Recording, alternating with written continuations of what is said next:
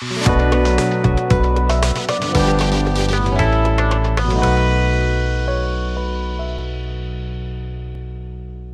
Programme को पेश करने में ताउन किया है अल आजम टूर्स एंड ट्रैवल्स। आदाब दोस्तों, मैं हूं यम्मे वाजिद। आप देख रहे हैं पैगाम टीवी। पैगाम टीवी में हम हमेशा उन हसास मसलों की तरफ आपको ले जाते हैं जहां पर जिन्हें देखकर लोग परेशान रहते हैं, ऐसे मसाइल जिनसे लोग परेशान रहते हैं। नीट और यमसेट पर बहस जारी है, क्योंकि क़ब्ल अज़ीं यमसेट के इम्तिहान के बाद मेडिकल सीट्स अलाट किए जाते थे, लेकिन अब नीट को बहरहाल मुनक़्क़द किया जाने लगा है। ऐसे हालात में हमारे साथ बात करने के लिए मौजूद हैं जनाब अब्दुल रब्बाह आरिफ साहब, जो मेडिकल काउंसलिंग एक्सपर्ट हैं और खुदादाद सलाहियत के मालिक हैं। कई फन आप में मौजूद हैं। तो रब साहब अस्सलाम वालेकुम, आप हमारे स्टूडियो आए। रब साहब, एक सवाल जो लोग मुझसे पूछ रहे हैं जी, पहले नीट इम्तिहान हुआ करता था ऑल इंडिया बेसिस पे, रियासतों में एमसेट मुनक़्क़द किया जाता था, तो एमसेट के थ्रू मेडिकल सीट अलाट की जाती थी। ऐसा क्या हुआ कि एमसेट को हटाकर नीट सब पर लाजिम कर दिया गया है? देखिए वाजिद साहब, सबसे पहले मैं आपको ये बताता चलूं कि कोई भी एग्जाम होता है उसके प्रॉस एंड कॉन्सेस होते हैं जी। यानी अच्छाइयाँ भी होती हैं, उसकी बुराइयां भी होती हैं, उससे फायदे भी होते हैं, नुकसान भी होते हैं। देखिए, नीट यानी लागू करने से पहले, जैसा कि आपने कहा, हर स्टेट अपना अपना सेट के कॉमन एंट्रेंस टेस्ट जो है ना मुनक़्क़िद करते थे, और उसकी तहत medical, agriculture, veterinary, paramedical courses, dental courses, Ayush courses, सारी चीजें जो है उसी के तहत जो है ना हुआ करती थी। तो उसमें होता यह था कि स्टेट के जो एग्जाम होते थे तो सिर्फ उसी स्टेट के बच्चे उसको लिखते थे। अच्छा, वो अपने स्टेट का लिख लिया, कर्नाटक अपने स्टेट का लिख लिया, तमिलनाडु अपने स्टेट का लिख लिया, बिहार अपने, ऐसा होता था। तो वहां पे होता यह था कि जब ऑल इंडिया कंपटीशन के लिए लोग बच्चे जाते थे तो वहां पर इनको जो है ना फिर दूसरे एग्जाम लिखने पड़ते थे। जैसे किसी को एम्स में एडमिशन लेना है जी, तो वो एमसेट पास करके एम्स में नहीं जाता था। अच्छा, तो एम्स का अपना अलग एग्जाम होता था, जिपमर का अपना अलग एग्जाम होता था, और दिल्ली यूनिवर्सिटी वगैरह के वो अपने अलग, हर एक का अलग अलग। वो तो तलबा को अलग अलग इम्तिहान देने की जरूरत तलबा को एक यानी एमबीबीएस सीट हासिल करने के लिए कई एग्जाम से गुजरना पड़ता था, और सबके पैटर्न अलग होते थे। अच्छा, देखिए, मैं यही बता रहा हूं कि अच्छाई और बुराई दोनों चीजों में है।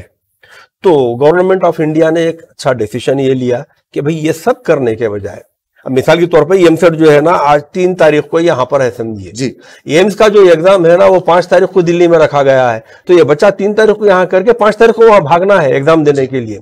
अच्छा, फिर जब ये ऑनलाइन सिस्टम नहीं था तो ऑफलाइन होता, पेपर एंड पेन, आज भी पेपर एंड पेन ही होता है नीट। तो इसमें होता क्या था, बच्चों को भाग दौड़ करनी पड़ती थी, और फिर उनका जो सिलेबस होता था वो अलग होता था, स्टेट का जो सिलेबस होता था वो अलग होता था।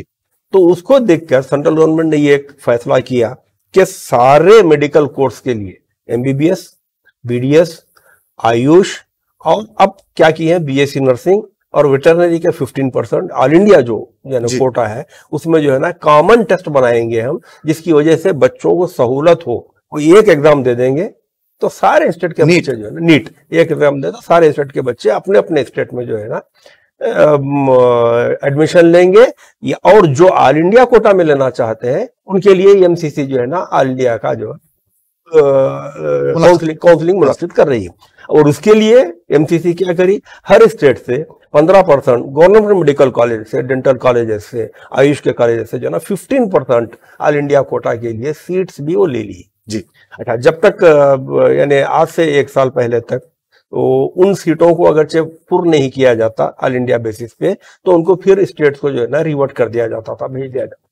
इस साल से उसको खत्म कर दिया गया, चाहे वो कुछ भी हो जाए। स्टे वैकेंसी राउंड भी रखा है लेकिन वो नीट में ऑल इंडिया बेसिस पर ही क्लोज होगा। अच्छा। अगर मिसाल के तौर पे तेलंगाना के 15% सीट वो लिए हैं तो एक 550, 700, 800 जो भी सीट उनके पास गए हैं समझिए।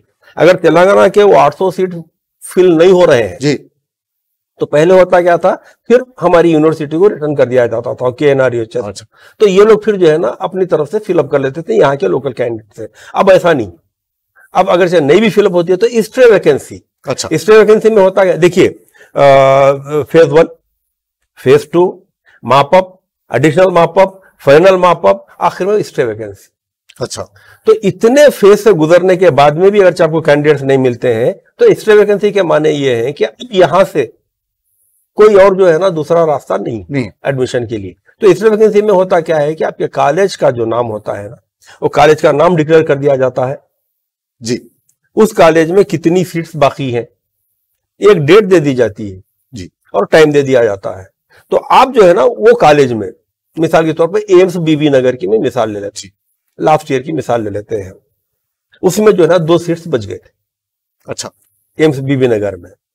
तो MCC ने नोटिफिकेशन जारी किया कि एम्स बीबी नगर सभी का यानी ऑल इंडिया का, तो मैं एम्स बीबी नगर की मिसाल इसीलिए ले रहा हूं कि लोग हमारे स्टेट के जो बच्चे हैं उनको आसानी से समझ में आ जाए। जी, बिल्कुल, इसीलिए तो वो एम्स जो बची हुई थी 2 सीट जी, उसको उसने लिस्ट में ऐड किया और डिक्लेयर किया कि एम्स बीबी नगर में 2 सीट खाली हैं, इसकी स्टे वैकेंसी काउंसलिंग फला तारीख को फला टाइम में होगी। तो जो यानी मेरिट कैंडिडेट्स हैं अपने अपने हिसाब से वहां पर अप्लाई करें और उस दिन उस टाइम पर सारे ओरिजिनल सर्टिफिकेट के साथ रिक्वायर्ड फीस रुजू हो, वहां पर मौजूद हो जी, उसमें जो जाएगा पूरे जमा हो जाएंगे वहां पे, तो उसमें जिसका रैंक मेरिट रहेगा उसको कंसिडर किया जाएगा, जिसका कम रहेगा उसका हट जाएगा। तो 2 वैकेंसी के लिए एक लड़की केरला की आई थी जी, और ये यहाँ के यानी हमारे तेलंगाना के लड़का है या लड़की है पता नहीं है, लेकिन बाहर के स्टेट के बच्चे जो है ना हमारे पास आके एडमिशन ले रहे थे। तो नीट से ये फायदा हुआ, नीट से फायदा है बाहर के बच्चे भी आ सकते हैं, आप बाहर जा सकते हैं ऑल इंडिया कोटा में 15% के तहत। और लेकिन हुआ ये तमिलनाडु में जो है ना बाकायदा असेंबली में रेजोल्यूशन पास किया गया कि इसको कलअदम किया जाए। जी बिल्कुल, एमसेट आज भी वहां करने के लिए जो है ना गवर्नमेंट कर भी ली वो, जी बिल्कुल, लेकिन चूंकि यानी यहाँ पे पूरे रूल्स एंड रेगुलेशन को मॉडिफाई करना पड़ेगा और पार्लियामेंट में जो डिसीजन लेना पड़ेगा इसको खत्म करके स्टेट वाइज जो है ना एग्जाम कंडक्ट करने का परमिशन देने के लिए, तो वो अभी रुका हुआ है। तमिलनाडु का भी मामला अभी नीट के तहत ही उनके एडमिशन हो रहे हैं। तो नीट में एक मसला ये आ गया है, देखिए अब जितनी अच्छाइयां थी मैं बयान कर चुका नीट की, बिल्कुल कि आपको जो है ना सेट के सेट मिसाल के तौर पे जो है ना आप एमसेट यहाँ दे दिए, देने के बाद में आप के सेट क्या से कर्नाटका को भाग रहे हैं वहां का एग्जाम देने के लिए, ऑल इंडिया का देने के लिए दिल्ली को भाग रहे हैं आप एम्स का देने के लिए, तमिलनाडु का सेट देने के लिए आप तमिलनाडु को भाग, तो ये भाग दौड़ बच्चों की जो है ना खत्म जी, ये की सेट ये फवायद है। लेकिन इसका एक नुकसान ये हुआ कि नीट जो है ना कारपोरेट कल्चर यानी इंस्टीट्यूशंस के हाथ में चला गया। अच्छा, तो आप क्या समझते हैं रब साहब, ये अच्छा हुआ कि खराब हुआ? अब खराब देखिए, अच्छा इसलिए नहीं हुआ क्योंकि कारपोरेट कल्चर का डोमिनेशन शुरू हो गया जी। खराब इसलिए यानी हुआ कि जो निचले तबके के बच्चे हैं स्टेट के, जो सतह गुर्बत से नीचे हैं, वो इनको अफोर्ड नहीं कर सकते। अच्छा, क्योंकि इसका जो सिलेबस है, नीट का जो सिलेबस है 10,000 रुपए की एक किताब है, ये भी है, और फिर इसकी जो कोचिंग है वो कारपोरेट इंस्टीट्यूशंस में ही हो सकती है। सही, बिल्कुल सही बोला आपने। ऑर्डिनरी कॉलेज में सी कोचिंग, अच्छा कोचिंग दे भी देते हैं तो वो स्टैंडर्ड पे ये बच्चे उठ नहीं सकते, जो स्टैंडर्ड का पेपर आता है उसको ये लोग लिख नहीं सकते। तो इसमें हो क्या रहा है, पर्टिकुलरली तमिलनाडु के जो रूरल एरियाज के जो बच्चे हैं, रूरल वो बच्चे जो है ना बिल्कुल यानी नीट में क्वालिफाई होना ही मुश्किल हो गया जी। नीट के जो क्वालिफाइंग हर साल कट ऑफ दिया जाता है ना, तो जो है ना क्वालिफाइंग कट ऑफ जो दिया जाता है, इस साल जो दिया गया था 138, तो इस टाइप से जो है ना वो भी मार्क्स ये लोग नहीं ले सक रहे जी। तो उससे हो क्या गया मालूम है, जैसे बड़े, मैं नाम इंस्टीट्यूशन इसलिए नहीं लूंगा कि वो उनकी तशहीर हो जाएगी। तो ये जो बड़े बड़े ऑल ओवर इंडिया में अपने ग्रुप्स बना के चला रहे हैं जी, और जो 2 लाख 3 लाख जो है ना फीस ले हमारे हैदराबाद में खुद ले रहे हैं। ये 2 लाख 3 लाख फीस जो है ना एक रूरल का बच्चा अफोर्ड नहीं कर पाता। बिल्कुल तो सही। इसकी वजह से उन बच्चों का नुकसान हो रहा है, वो बच्चे मेडिकल सीट्स में नहीं आ सकते। तो रब साहब यहाँ पर एक सवाल ये पूछूंगा मैं आपसे, ये बच्चे एमसेट की जो फीस थी वो दे पा रहे थे? जी, एमसेट की फीस के अलावा भी जो है ना, चूंकि आपके स्टेट का अपना कोर्स है जी, और आपकी लिमिटेड यानी स्ट्रेंथ है जो उसको अटेंड कर रही है। अच्छा, तो तो देखिए ये खुशाइन बात थी इनके लिए। मिसाल के तौर पे ये लास्ट ईयर 16 लाख बच्चे अप्लाई किए जी, सीट्स आपके पास 5,000 6,000 भी बस सही है। और ऑल ओवर इंडिया में आप जाएंगे तो 1 लाख, मिसाल 80,000 90,000 1 लाख पकड़ के चलेंगे हम तो 1 लाख है, तो 1:16 का रेशियो हो गया ऑल ओवर इंडिया में। जी जी, तो जाहिर है कि एक सीट के लिए 16 बच्चे जब लड़ेंगे तो टॉप के जो बच्चे हैं उन्हीं को मिलेगा। बिल्कुल सीधी बात। यहाँ ऐसा नहीं था ना, स्टेट में जो है ना बड़ी मुश्किल से 50,000 बच्चे हैं सब जी, 16 लाख किधर हुआ 50,000 किधर हुआ। सही है, और आपके पास 5,000 सीट है तो 1:10 का रेशियो हो गया। सही है। तो इस एतबार से जो है ना यहाँ के जो यानी सतह गुर्बत के जो बच्चे थे जो स्टेट के जो है ना गवर्नमेंट स्कूल में पढ़ रहे थे, गवर्नमेंट जूनियर कॉलेज में पढ़ रहे थे, उन बच्चों को भी एमसेट के थ्रू एमबीबीएस बीडीएस या आयुष में एडमिशन लेने के लिए मौके मिल रहे थे। तो रब साहब यहाँ एक सवाल और पैदा होता है, आप फरमा रहे थे कि जो खत गुर्बत से नीचे जी रहे हैं लोग वो अफोर्ड नहीं कर सकते। नहीं कर सकते, ठीक है रब साहब, मैं समझता हूँ इस बात को, लेकिन तेलंगाना हुकूमत बच्चों के लिए मुफ्त में कोचिंग फराहम कर रही है जी। तो जी। वहां से बच्चे डॉक्टर बनकर नहीं निकल रहे? जी नहीं, देखिए होता क्या है, गवर्नमेंट कॉलेज का सबसे बड़ा मसला जी, अरविंद केजरीवाल दिल्ली में जिस तरह से गवर्नमेंट स्कूल्स को और स्मार्ट स्कूल्स बनाए हैं ना, वो हमारे पास अभी वो रीत नहीं आई है जी, तेलंगाना में। डिक्लेयर करना एक अलग चीज है, उसको इम्प्लीमेंट करना एक अलग चीज जी। तो इम्प्लीमेंटेशन पार्ट हमारे पास नहीं हुआ है।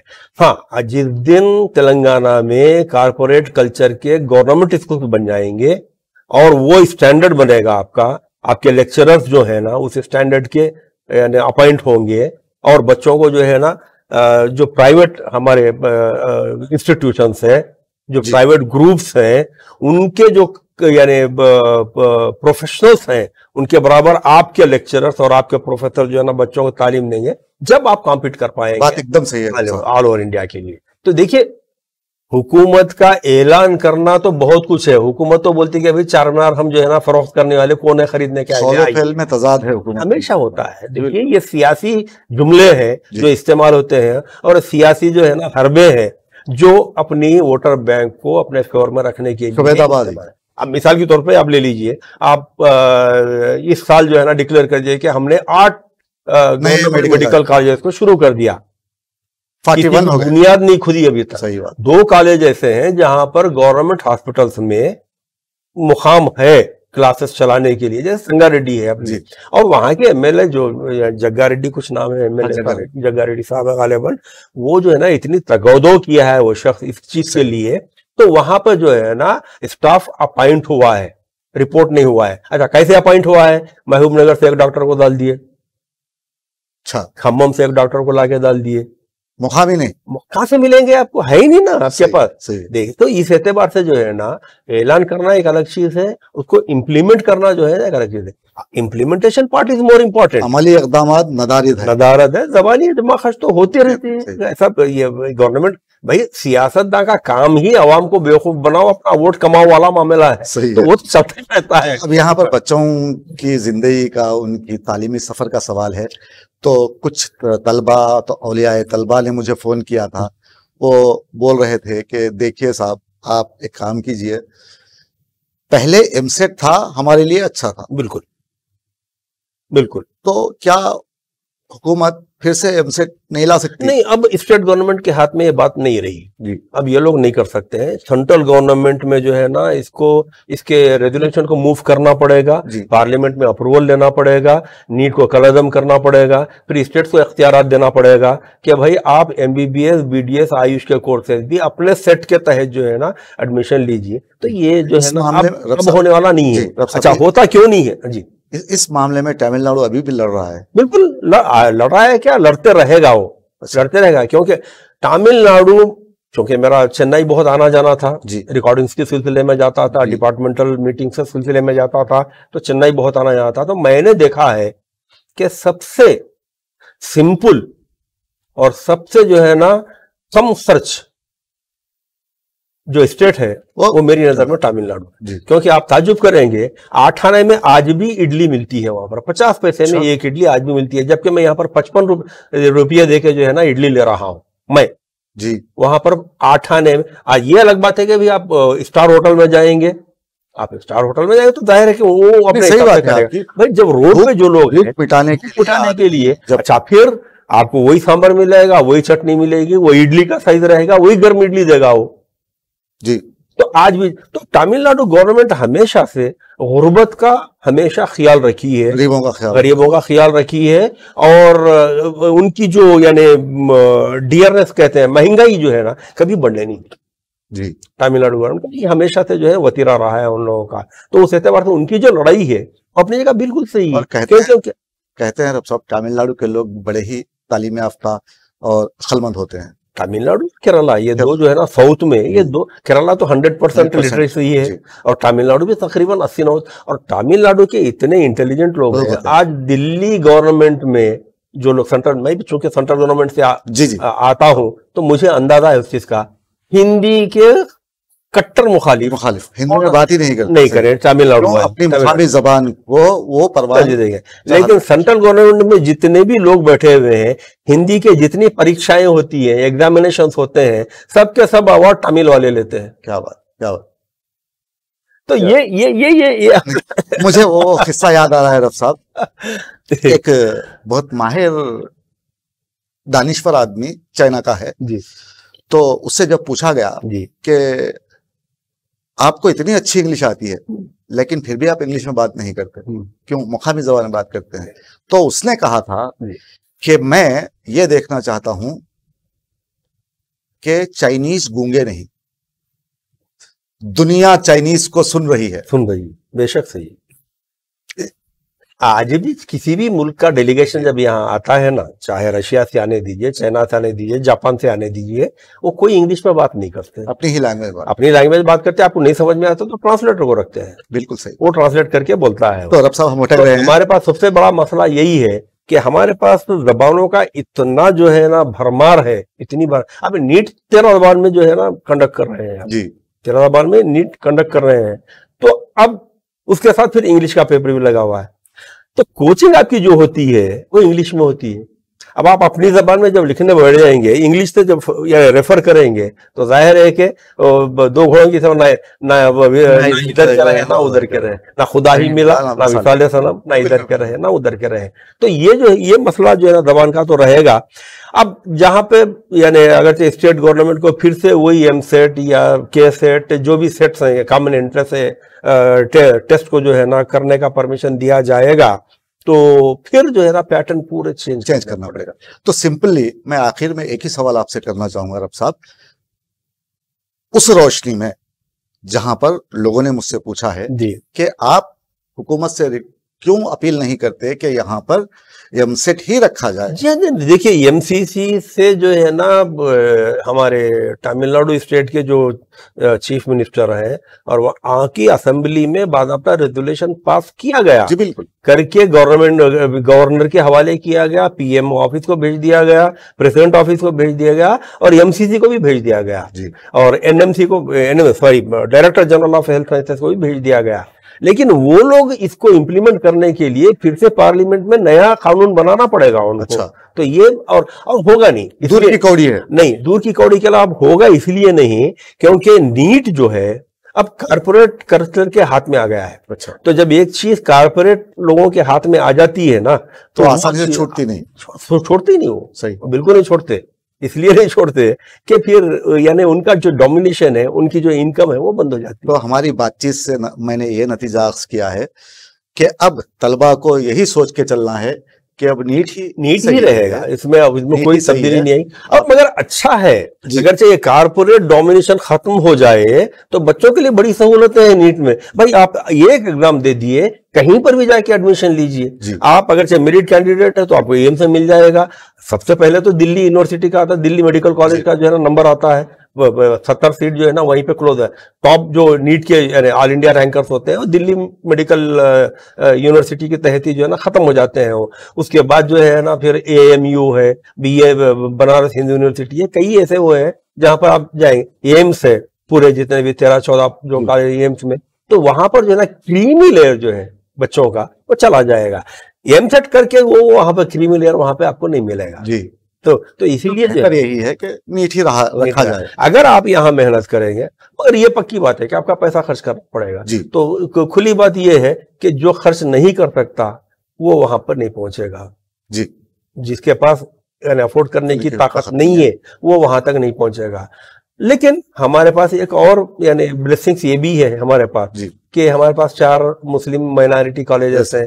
तो इसकी जो है ना हमारे को बड़ी एक क्या कहना चाहिए, नहीं वो तो एक फिरके के लिए है रब साहब। एक फिर तो आप वही से जो ना क्रिश्चियन मेडिकल कॉलेज देखिए, इससे पहले डिचपल्ली में क्रिश्चियन मेडिकल कॉलेज था जी, निकाल दिया गया। इसलिए निकाल दिया गया है कि यानी कोई भी माइनॉरिटी कॉलेज जो कायम किया जाता है उसका रूल ये होता है कि आपकी माइनॉरिटी जो है, जैसे मुस्लिम माइनॉरिटी, क्रिश्चियन माइनॉरिटी, हमारे जो है ना Parsi minority, Sikh minority, Guru Nanak medical college कैसे चल रहा था, बहुत जबरदस्त तरीके से चल रहा है। तो उसका रूल ये होता है कि अगरचे आपकी माइनॉरिटी के रिक्वायर्ड कैंडिडेट्स नहीं होते हैं, नहीं मिलते हैं, तो दूसरी माइनॉरिटी से आपको लेना पड़ेगा। तो डिचपल्ली में हुआ यही कि वो लोग 100 मेडिकल सीट की जो ना कॉलेज शुरू किए और काफी अर्से तक चली भी वो कॉलेज, लेकिन हो ये रहा था कि 10-12 जो है ना क्रिश्चियन बच्चे, बाकी के पूरे मुस्लिम जी।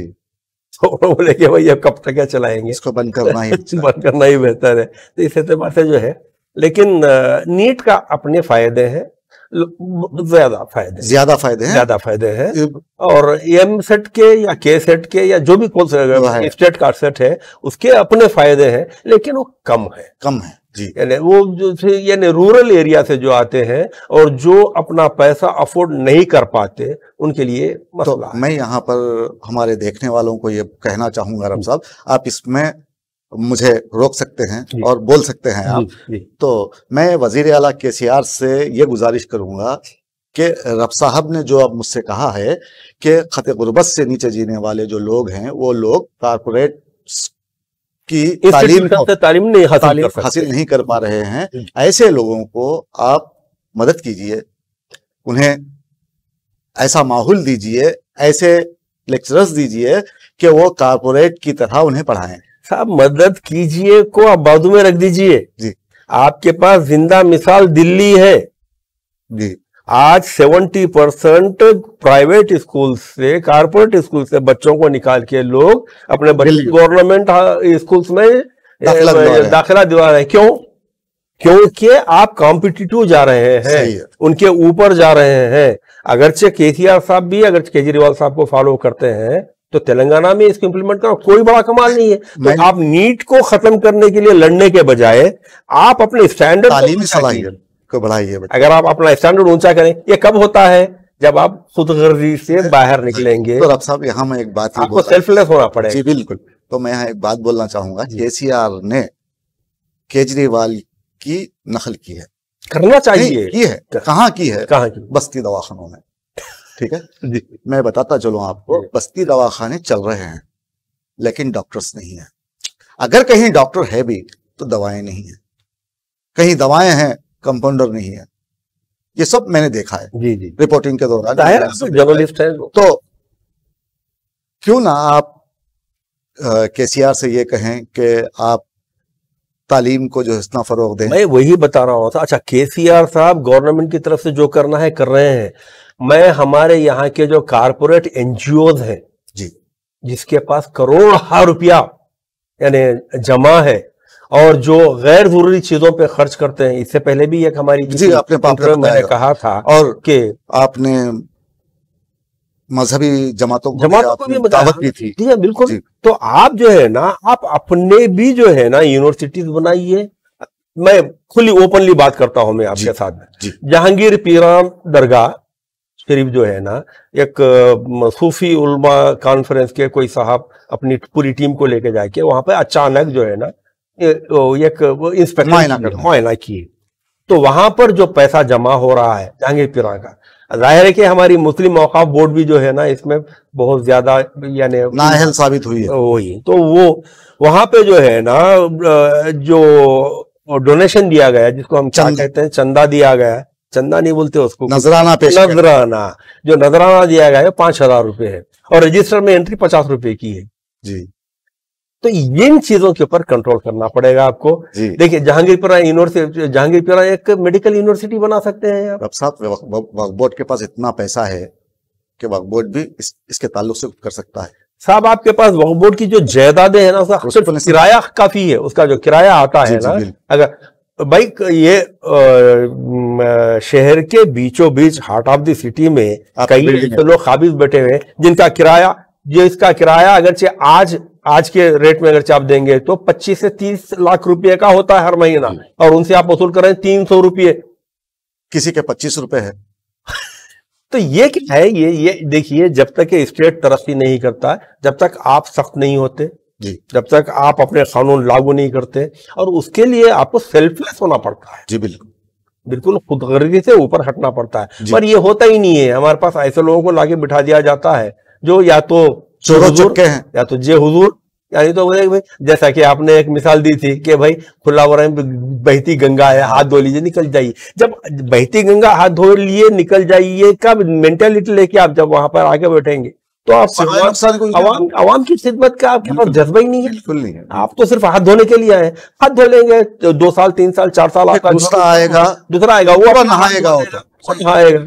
ये ऐसा नहीं होता है। गवर्नमेंट को बहुत ही इस मामले में सख्त इकदाम लेने पड़ते। केजरीवाल जिंदा मिसाल है हमारे इंडिया में। बिल्कुल सही, बड़ी अच्छी बात बताए थे वो कि भाई आप जो है ना ये सब कैसे कर रहे हैं, तो उन्होंने कहा भाई कोई बड़ा मसला नहीं है, मैं चीफ मिनिस्टर हूं, दूसरे मुकाम के चीफ मिनिस्टर का नाम लेके बताया कि वो 2 करोड़ का जो है ना प्लेन खरीदा है अपने फिरने के लिए, मैं नहीं खरीदा हूं, वो 2 करोड़ में इसमें लगा दिया हूं। क्या बात, सही, सॉरी 2 करोड़ 20 करोड़ का यानी उसको क्या चार्टर्ड प्लेन लिया है वो सीएम, वो 20 करोड़ रुपया मैं इधर लगा दिया। तो उसके लिए क्या होना पड़ता है, आपको सेल्फलेस होना पड़ता है। सही। तो जब तक के हमारे लीडर्स सेल्फलेस नहीं होंगे तो हमारी स्टेट की तरक्की नहीं होगी। हमारी क्या, किसी भी स्टेट की तरक्की नहीं होगी। आपको रोते ही रहना पड़ेगा कि भाई आप नीट बंद करो, हम हमारे जो है ना स्टेट के वो करें।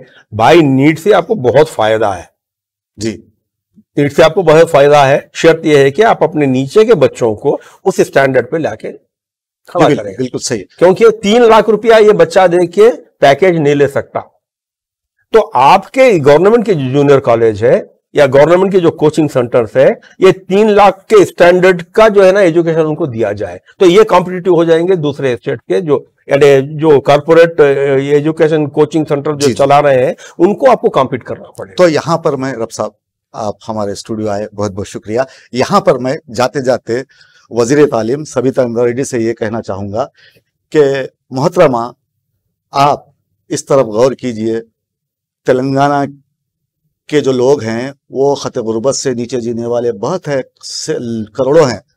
टैलेंट हमारे पास इतना है, मैं समझता हूँ कि यहाँ से जो तालिब इल्म निकलता है ना, फॉरेन कंट्रीज में मैंने देखा है, मेरे अपने दोस्तों के बच्चे हैं, आप ताज्जुब करेंगे। ये एक मेरे फॉरेन यूरोपियन कंट्रीज में, पर्टिकुलरली लंदन में जो है ना, जो गोरे होते हैं, चाहे आप कितने ही काबिल आदमी हो, आपको गोरे के मातेहत रखा जाता है, उसके ऊपर नहीं रखा जाता। लेकिन मेरे एक दोस्त का लड़का है, आर प्रकाश राव उसका नाम है, बच्चे उसके बेटे का नाम मुझे नहीं मालूम है, वो यहां से जो तालीम हासिल करके गया है, गोरों को मजबूर होना पड़ा कि उसके नीचे। जी बिल्कुल। तो ये हमारे पास टैलेंट है जी, इसको उजागर करने के लिए सपोर्ट चाहिए। मैं वही सबिता इंद्रा रेड्डी से मैं वही बोलना चाह रहा हूँ रब साहब कि आप हमारे बच्चों के मुस्तकबिल को संवारने में अहम रोल अदा करें और उन्हें ऐसी तालीम दे जो कारपोरेट तर्ज की हो। तो रब साहब, आपका बहुत बहुत शुक्रिया। दोस्तों, आप देख रहे थे पैगाम टीवी। अगर आपको हमारा ये प्रोग्राम अच्छा दिखा हो तो आप हमारे चैनल को सब्सक्राइब कीजिए, शेयर कीजिए और कमेंट्स करना ना भूलें। ऐसा करने से हमारी हौसला अफजाई होगी। मुझे दीजिए इजाजत। आदाब, शब बखैर।